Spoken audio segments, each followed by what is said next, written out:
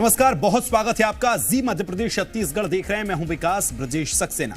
विधानसभा चुनाव में एक के बाद एक बार फिर बीजेपी को बम्पर जीत मिली। प्रदेश में पार्षद पद की 22 सीटों पर 5 जनवरी को हुए उपचुनाव में बीजेपी को 16 सीटों पर प्रचंड जीत हासिल की है।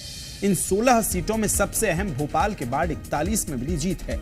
वार्ड 41 में मुस्लिम बाहुल्य सीट मानी जाती है, जहां बीजेपी उम्मीदवार रेहान सिद्दीकी ने 2500 से ज्यादा वोट से जीत हासिल की। इस उपचुनाव में कांग्रेस महज 3 सीटों पर ही जीत दर्ज कर पाई, जबकि 3 सीटें निर्दलियों के खातों में गई हैं।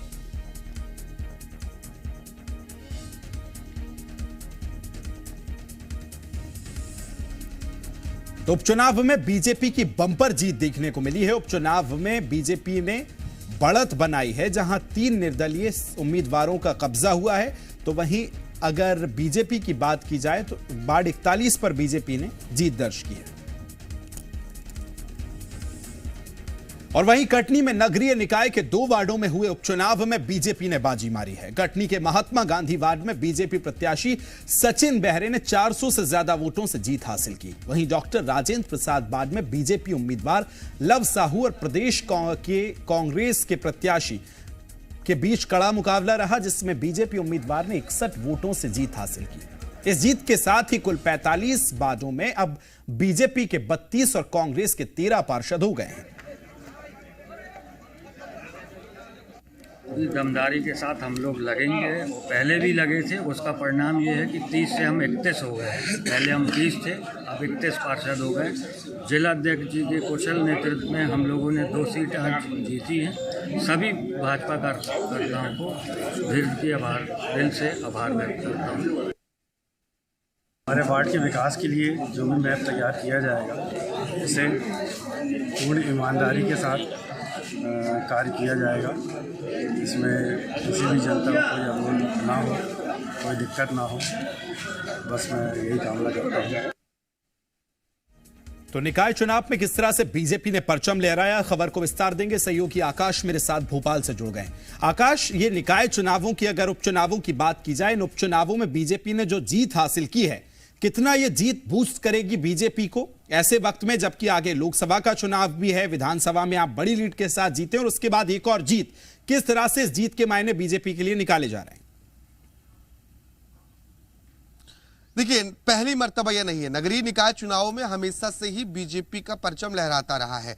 अभी हाल ही में जो नगरीय निकाय चुनाव हुए थे, उसमें जरूर बीजेपी थोड़ी सी पीछे हुई, बल्कि इसके पहले जितने मध्य प्रदेश में नगरीय निकाय हैं, उन सभी नगरीय निकायों में बीजेपी का अध्यक्ष रहा है। अधिकतर सीटों पर बीजेपी के पार्षद भी रहे हैं।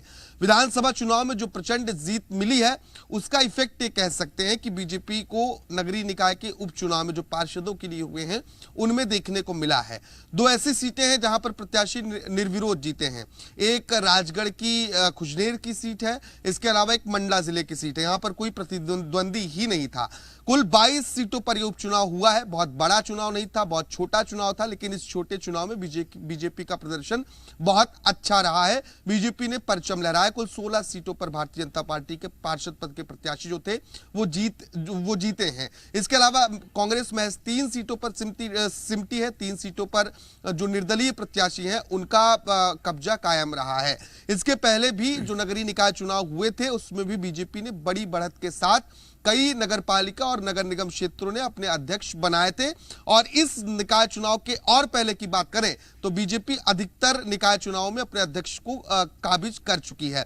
हालांकि इस बार बीजेपी के हाथों से कई सीटें छिटकी, चाहे वो ग्वालियर हो या फिर हम रीवा की बात करें या फिर सिंगरौली की बात करें, क्योंकि सिंगरौली में आम आदमी पार्टी की महापौर बनी थी। लेकिन नगरीय निकाय चुनाव में बीजेपी का अक्सर अच्छा प्रदर्शन देखा गया है। लोकसभा चुनाव के लिहाज से चुनाव बहुत महत्वपूर्ण नहीं है, लेकिन जो स्थानीय कार्यकर्ता हैं, उन कार्यकर्ताओं के बीच जरूर जोश भरने का काम ये जो जीत है वो बीजेपी के लिए करेगी।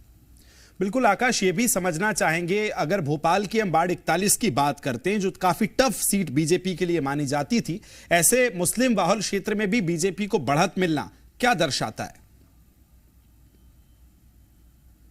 देखिए, बीजेपी को बढ़त मिलने के पीछे कई वजह हैं। ये सीट नरेला में आती है, नरेला विधानसभा क्षेत्र के अंतर्गत आती है। नरेला से लगातार विश्वास सारंग मंत्री हैं और पहले जो यहाँ पार्षद थे उनके निधन की वजह से ये सीट खाली हुई। और ये जीत इसलिए महत्वपूर्ण है कि बीजेपी लंबे अंतराल बाद 1992 के आसपास करीब, मुझे जहां तक याद है, इसके बाद ये सीट भारतीय जनता पार्टी जीत रही है।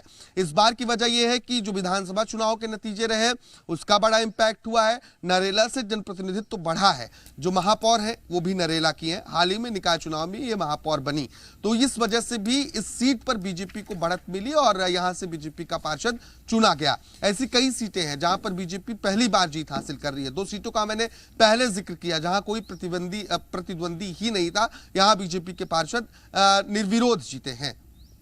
बिल्कुल आकाश, ये भी आपसे जानना चाहेंगे, जो 3 सीटें हैं जहां निर्दलीय उम्मीदवार जीते हैं, उनको वो किस तरह से चुनाव में पूरे कैंपेनिंग किया और उनकी जीत कितना मायने रखती है, और साथ ही जो कांग्रेस के पास सीटें गई उनका भी जरा गणित बताइए।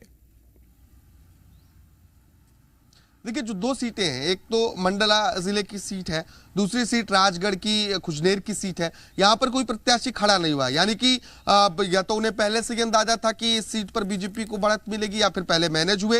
ये तमाम चीजें हो सकती हैं। प्रत्याशी खड़ा ना हो पाने की वजह से ये सीटें बीजेपी के कब्जे में आई। कांग्रेस का प्रदर्शन जहां तक रहा है, 22 सीटों पर इलेक्शन में महज 3 सीटों पर सिमटना, और ये सीधा सीधा बताता है कि जो विधानसभा के चुनाव है उन विधानसभा के चुनावों के नतीजों का इंपैक्ट इस उपचुनाव जो पार्षदों के लिए हुए उस पर कहीं ना कहीं देखा गया है। और लोगों के बीच जो मैसेज गया, उसी मैसेज का नतीजा है कि अधिकतर सीटों पर भारतीय जनता पार्टी जीत रही है। आकाश, मैं आपके पास लौट रहा हूं। मेरे साथ कांग्रेस से जेपी धनोरिया जी भी जुड़ गए।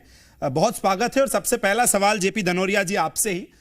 पहले हमने विधानसभा चुनाव देखे और उसके बाद अभी हाल ही में हुए उपचुनाव, जिनके परिणामों में नगर की सरकार में भी आप पिछड़ते नजर आए हैं, क्या वजह देखते हैं? अभी हाल ही में 1 महीना अभी नहीं हुआ, अभी चुनाव विधानसभा के हुए हैं, उसमें जिस तरह का माहौल बना है और जिस तरह की bumper majority Bharatiya Janata party के पक्ष में आई है, तो छोटा आदमी जो पार्षद लेवल का होता है उसको निश्चित रूप से लोग इस उम्मीद से जितना देते हैं भाई जिसकी सरकार है उसके साथ जाने तो उससे काम हो सकेंगे। चुनाव की परिणति को उस तरह से देखना, पिछड़ना, घटना ये नहीं है। ये इसका है कि महापौर उनका है, सरकार उनकी है, मंत्री उनका है, और छोटा कार्यकर्ता एक पार्षद लेवल का अपने काम कराना चाहता है क्षेत्र के, तो नेशनल सरकार के साथ चलने की स्थिति बनी होती है, उसी की परिणति। पिछड़ने वाली बात नहीं है। अगर भारतीय जनता पार्टी की सरकार नहीं होती, विधानसभा उनका बहुमत नहीं होता, तो साथ में इस तरह का होने का कोई। और फिर भी हम कांग्रेस पार्टी के 3 जगह पर हमारे पास जीत के आए हैं, ये बहुत बड़ी अपने आप उपलब्धि है। मैं समझता हूँ कि सरकार के साथ चुनाव है वही पार्षद लेवल का, छोटे मोटे बात हो समझ में आती है, लेकिन सरकार चुनाव लड़ रही है और पार्षद चुनाव लड़ रहा है, तो कितना अंतर हो सकता है आप समझ सकते हैं। फिर धनोरिया साहब, 3 जो आपके पार्षद जीते हैं उनकी जीत का श्रेय किसे देंगे? निश्चित रूप से वहाँ की जनता ने महसूस किया होगा, वहाँ का कांग्रेस का एमएलए रहा होगा और लोगों को लगा होगा वही कुछ काम हो सकता है, तो हिम्मत आ सकती है उसमें काम करने की। धनोरिया साहब, यही मैं पूछना चाह रहा हूं कि जो 3 पार्षद रहे हैं, वहां आप कह रहे हैं कि उनका जो वर्चस्व है वो रहा होगा, जो क्षेत्र होता है पार्षद का, वहां उसकी व्यवहार और उसकी जो छवि है उस पर आधारित भी जो वोटिंग होती है। ऐसे में बड़ी संख्या में आपके पार्षद जो हैं वो हारे हैं। क्या ये मानते हैं कि आप जो कमी रही है वो पार्टी की तरफ से रही है? हार के लिए मना नहीं करता ना, हार तो हार है, हार स्वीकार है, लेकिन जो मैं आपसे निवेदन कर रहा हूँ उसको भी समझने की कोशिश करिए साहब कि नगर पालिका, नगर परिषद, नगर पंचायत और नगर निगम जो जिसकी होती है वहां पे जनता अपने हिसाब से काम करने की बात करते हैं। भोपाल है, भोपाल में साफ तौर पर हमारा अगर निर्दलीय प्रत्याशी खड़ा नहीं हुआ होता, हमारे भारतीय जनता पार्टी की प्रत्याशी से ज्यादा वोट आए हुए थे। इस तरह की स्थिति बनी होती है, उसको लेकर ये होता है। ये परिणाम जो है ये बहुत ज्यादा चौंकाने वाले नहीं है, अपेक्षित थे, क्योंकि भारतीय जनता पार्टी की सरकार थी और सरकार इनकी ऊपर से लेकर नीचे तक ये तो चुनावों को एक्चुअली लड़ते नहीं है, जीतते नहीं है, छीनते हैं, झपटते हैं। कोई सा भी चुनाव हो, लूटने का काम, झपटने का काम, छीनने का भी चलता है, इसलिए मैं कोई बड़ी बात नहीं है, वो अनहोनी भी नहीं है। धनोरिया साहब, बहुत शुक्रिया मेरे साथ जुड़ने के लिए, बातचीत में शामिल होने के लिए। आकाश, आपका भी बहुत शुक्रिया जुड़ने के लिए।